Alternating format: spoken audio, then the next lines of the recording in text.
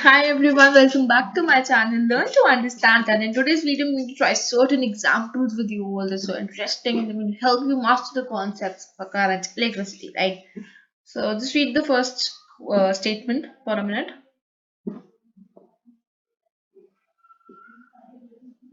So it says a high resistance voltmeter is connected to a dry cell battery, right? So this is a high resistance voltmeter, right? So this voltmeter reads 9 volts. Sorry for this inconvenience. Let me raise it properly. Yeah, I'll take you some other color. Yeah, 9 volt किसी it's 90 ऐसे लग रहा है ना, इसमें इसको 9 volt ऐसे लिख देते ताकि लोग को कंफ्यूज ना हो. ये है 9 वोल्ट, ठीक है. ये 9 वोल्ट की उसकी रीडिंग है. और 24 ओम रेजिस्टर, अब 24 ओम का रेजिस्टर है, is connected across the terminals of the battery and the voltmeter reading becomes 7.2 volt.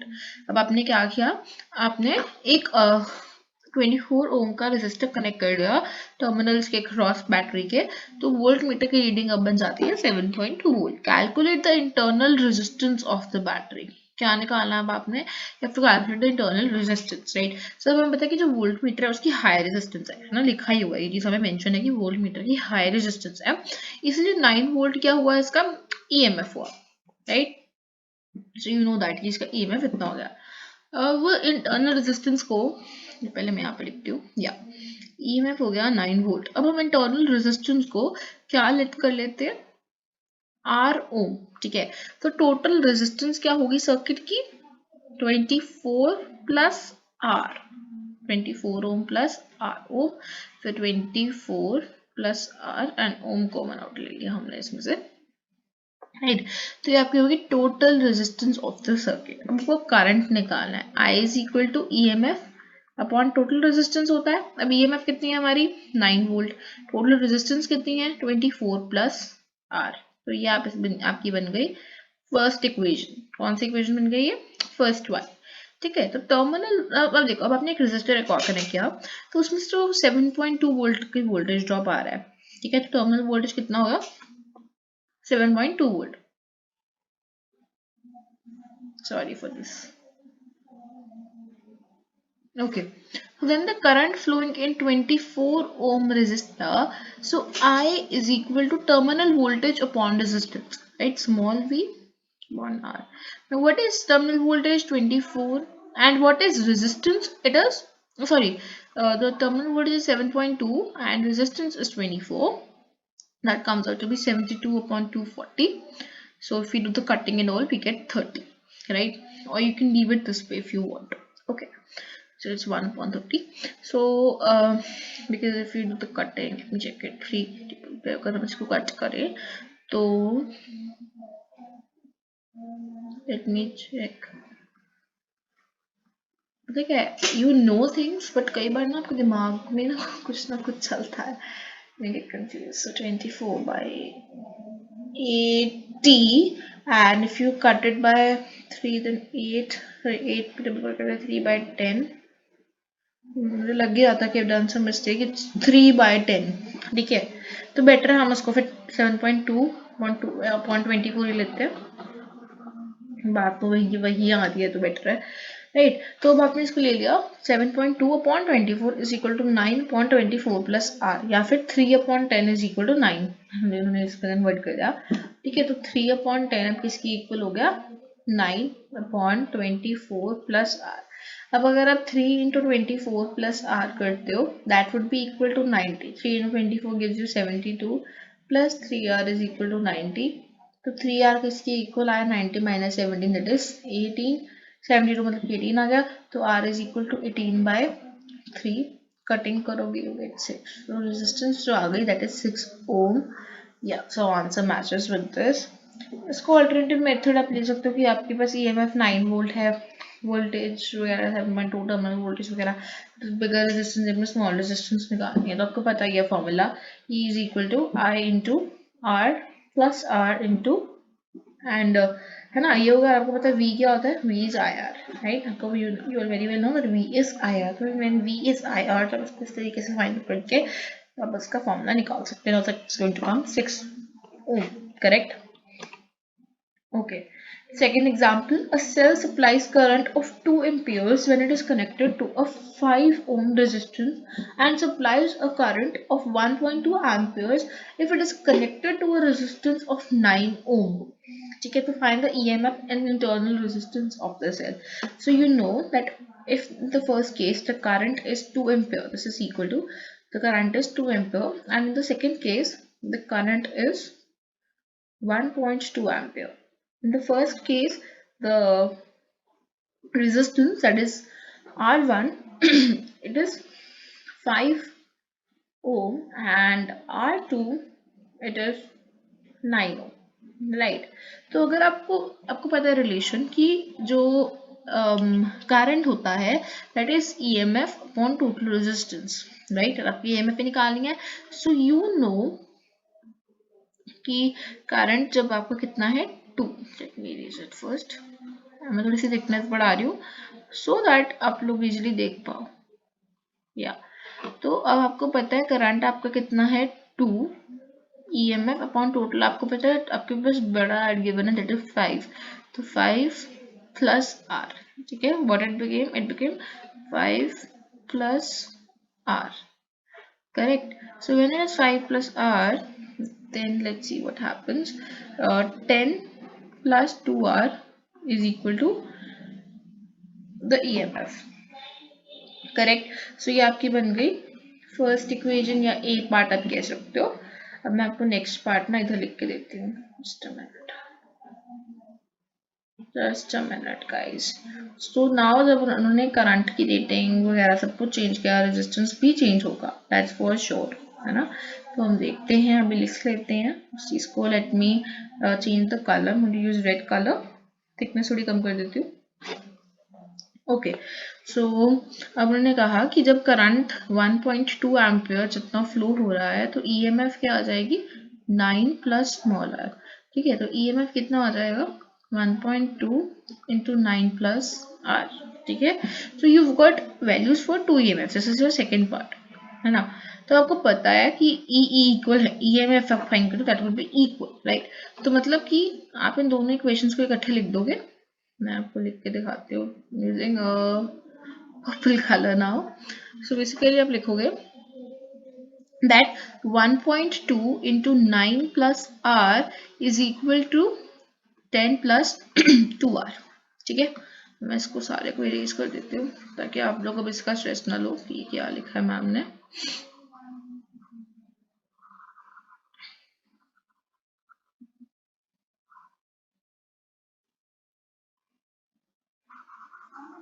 या so I have just erased it off. तो अब अगर आप इसको देखो, if you try and solve this equation, तो सॉरी, तो ये बन जाता है 10.8 plus 1.2 R is equal to 10 plus 2 R. तो मैं क्या करूंगी, 1.2 आर है तो इसको चले जाऊंगी 2 are minus 1.2 r and 10.8 minus 10. What is 10.8 minus 10? It is 0.8, that is equal to 2 r minus 0.8 r. तो आपको पता लग गया that resistance would be 0.8 upon the 0.8 it gives you 1. So resistance कितनी आ गई 1 ohm. कितनी आ गई resistance? It came 1 ohm.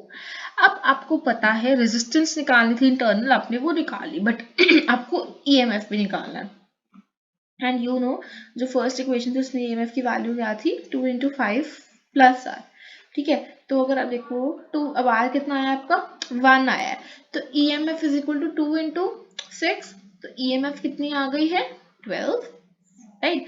12 volt आपकी ईएमएफ आ चुकी है। I hope so this question is clear to you. If you have any doubts, tell me in the comment section. I'm surely going to answer all the doubts. And previous जो video मैंने डाली है वो इसके ऊपर ही है। अगर आपको समझ नहीं आ रहे हैं अभी एग्जाम्पल्स, या आपको लग रहा है कि थोड़े डाउट आउट हो रहे हैं, तो प्लीज़ पिछली वीडियो जो इसके है वो जाकर चेक कर दें। I'll try if I could attach the link of that video, right? And do subscribe to my channel if you want to be master in all these things. If you want to master these things, then you can surely subscribe to my channel because I try my level best to teach. चलो अब हम third example पढ़ते हैं.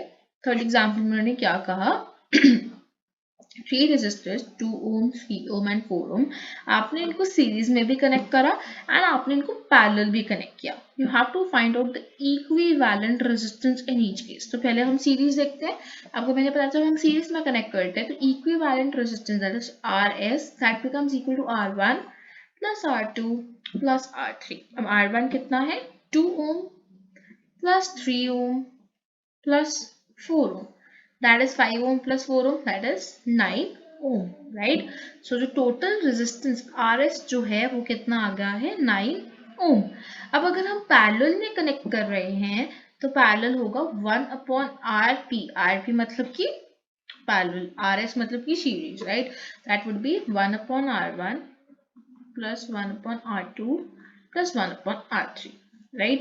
So 1 upon 2 plus 1 upon 3 plus 1 upon 4, right? Now if I solve it here, क्या बन जाता है, पहले एलसीएम लोगे 2 3 4 का, दैट वुड बेसिकली आप इसको करके देखोगे. एलसीएम लो इसका 2 3 4 2 1 3 2 2 1 3 1 3 होगा तो 1 1 1 तो 3 into 2 6 6 into 12, right? So 6 plus 2 into 6 plus 1 into 4, that is 4 basically. Wait, it would be very messy if I basically write it this way. So I hope so you're that big that you can understand what I'm saying, right? So मैं इतना वो नहीं करती हूँ, मैं इसको simply लिख देती हूँ. सॉल्व करना दिखा ही जो मैं कैसे कर रही हूँ. सो जो 1 है दैट वुड बी 6, जो 3 के साथ है 4, 4 के साथ बनेगा 3 अपॉन 12. तो 6 plus 4 gives you, what does it give you? It gives you 10. 10 plus 3 13 by 12.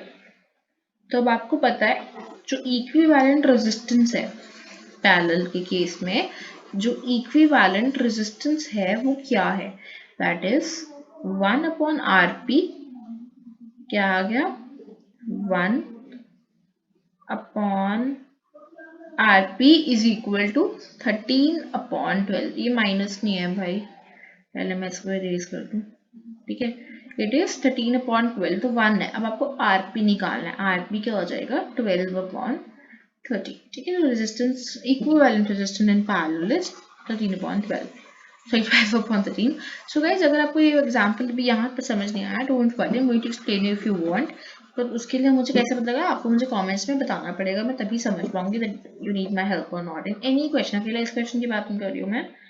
Just tell me if you need my help in any question. I'm surely going to help you. Okay. I'll try to erase the ink if I could. Wait just a minute. I cannot. Chalo, we'll do it this way only. No issues.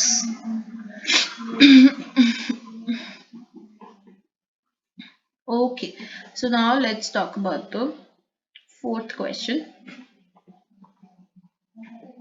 Right, so what resistance must be connected to a 15 ohm resistance to provide an effective resistance of 6 ohm?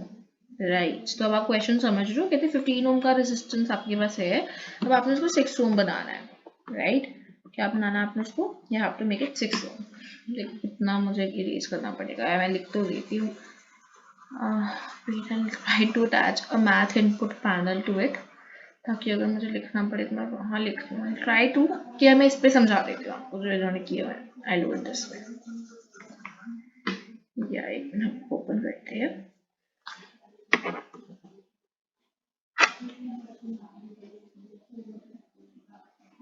Yeah, I hope so. This is okay. तो अगर मुझे हल्का हल्का कुछ लिखना हो, I will be writing it here. Okay, फिलहाल अभी हम इधर की बात करते हैं, उससे पहले इसको इरेज करते हैं. राइट, सो उन्होंने कहा कि जो R1 है that is 15 ohm and R2 आपको निकालना है, ठीक है. क्योंकि आपको इफेक्टिव रेजिस्टेंस जो देनी है, जो आपको इफेक्टिव रेजिस्टेंस देनी है that is of 6 ohm.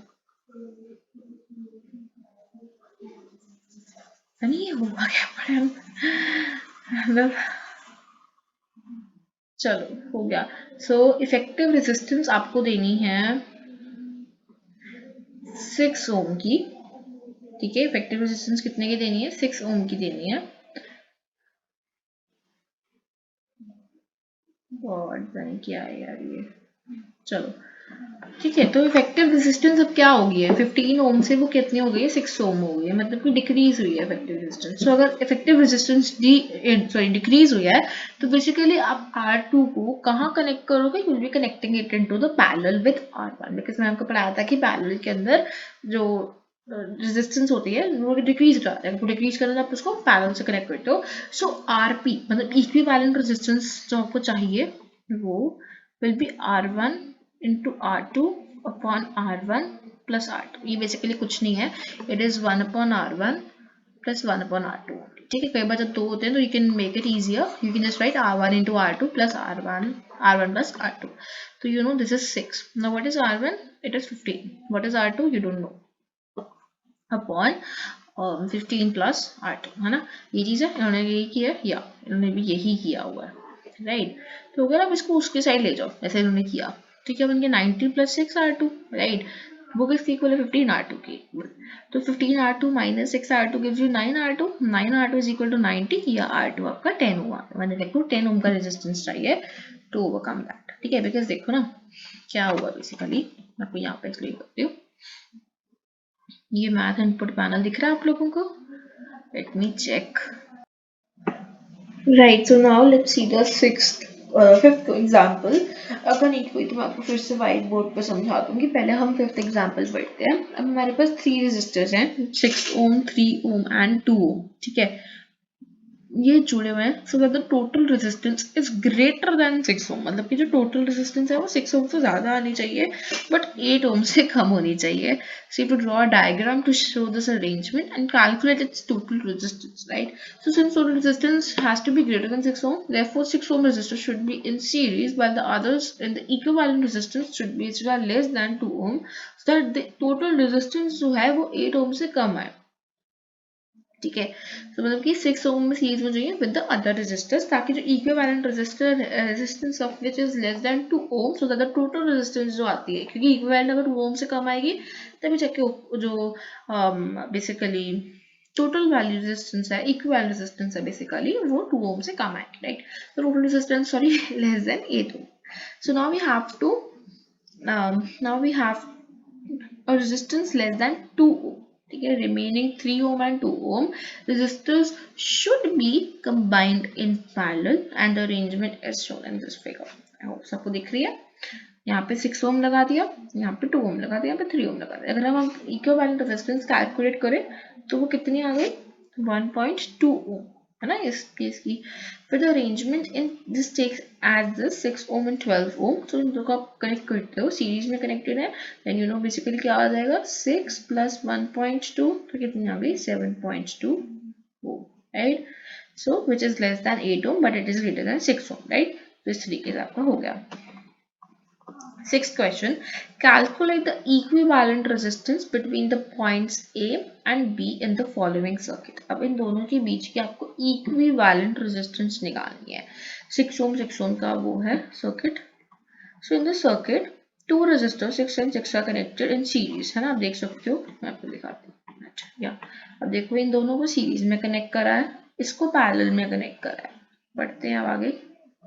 And the equivalent resistance of the series combination. अब आपको इसकी अगर सीरीज वाले की इक्विवेलेंट रेजिस्टेंस निकालनी है, that would be R S, that would be R1 plus R2, that would be 6 ohm plus 6 ohm, that would give you 12 ohm, ठीक है।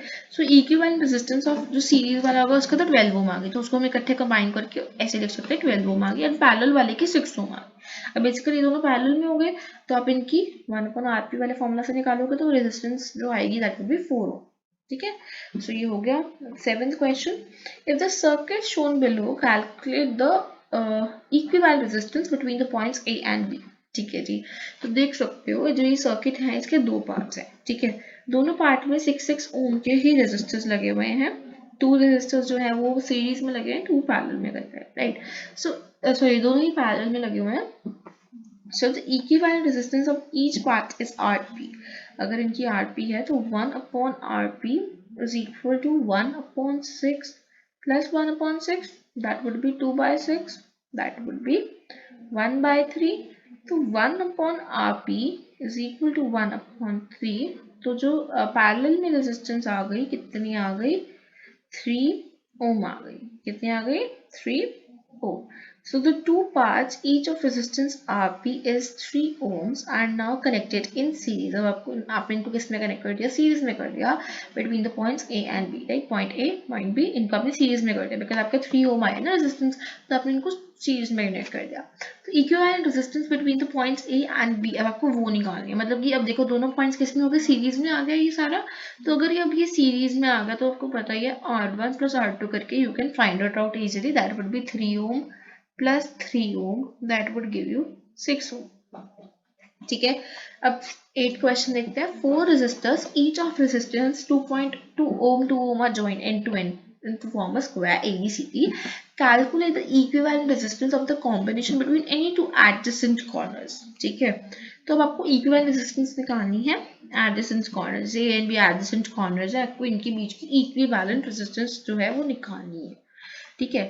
तो यहाँ पे क्वेश्चन देखते हैं. राइट. तो ये है basically between A and B. तो ये रेजिस्टर्स है, 3 रेजिस्टर्स ए एंड बी के बीच में आते हैं. ठीक है. तो ए बी सॉरी देखो in the arms A D